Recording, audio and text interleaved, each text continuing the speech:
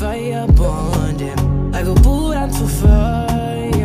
Ain't no me say if you say make I put one leg for fire.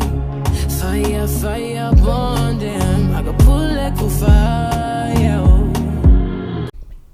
Welcome to Friends of Africa, where we present statements that have been made by Westerners regarding the damaging effect of aid in Africa. I consider Westerners advocating for ending aid dependence in Africa as Friends of Africa. Today we're looking at the comments by Alex Perry. Perry is a British author and journalist who lived in Africa for a decade, reporting on the continent for Newsweek and Times. His article, "The Bloated, Arrogant Aid Industry Won't Let Africa Go Without a Fight," captures aptly the challenges before us as we work to end aid dependency in Africa. Perry goes on to say, Africa is standing up after centuries of poverty. The world's largest continent is developing fast. Economic growth in Africa will be around 5% every year and has doubled the global average has doubled for more than a decade.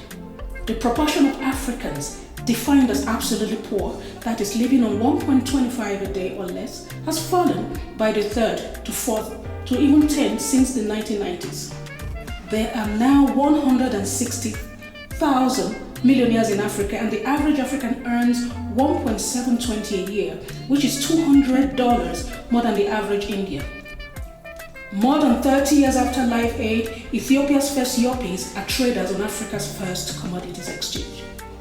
This transformation is bringing the end of human poverty within sight, so it might seem in tune with the times that aid activists would be lobbying the UN General Assembly to end poverty by 2030.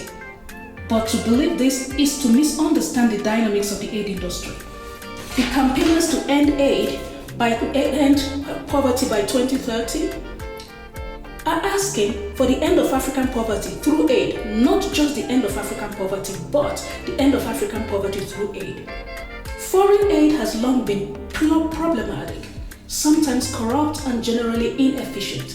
Even the best aid suffers from the paradox of the patrician, that by finding noble purpose in the lives of others, you can subtract that same purpose from those lives. That the very act of trying to help someone can diminish them. Many aid workers are reasonable, well-intentioned and driven. Time was when most admitted these conundrums but accepted that flawed system as the only system there was. I repeat, time was when most admitted these conundrums but accepted their flawed system as the only system there was. Assistance, Perry says, it is true, does have a place as a temporary measure in emergencies or even to affect a one-time lift out of systemic misfortune, such as the campaign to lift the burden of malaria, which has saved 6 million lives since 2000. But until recently, all involved understood that the driver of human progress was not external charity, but a product of more internal energies: hope, initiative, grit, imagination. As aid has grown, it has lost its humility. It is now a mammoth global industry worth $134.8 billion and employing over 600,000 people a year, more than the world's most valuable business, US oil and gas. In sub-Saharan Africa, it is worth an annual $55.8 billion, making it equivalent to the yearly output of Africa's 20 poorest countries. That is to say that aid is the biggest business in Africa, worth close to half the continent.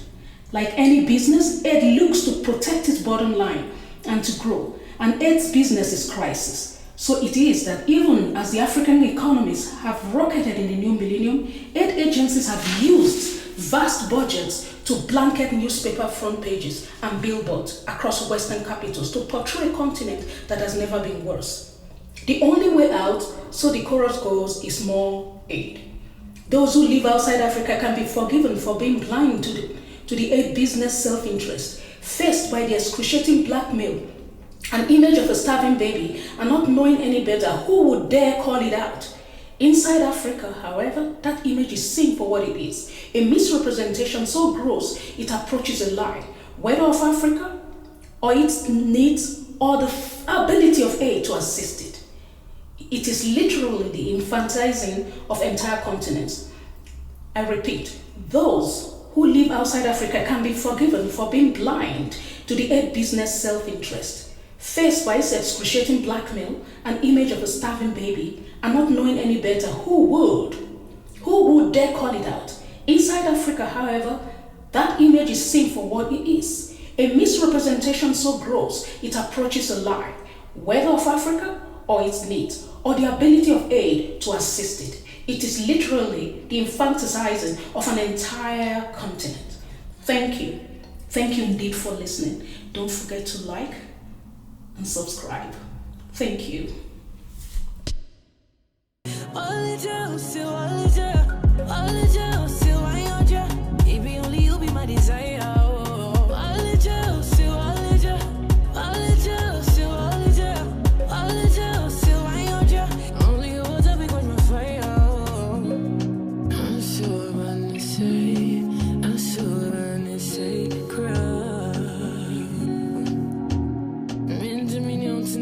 Jimmy Car, Jimmy Safwa, Jimmy Car, Jam life,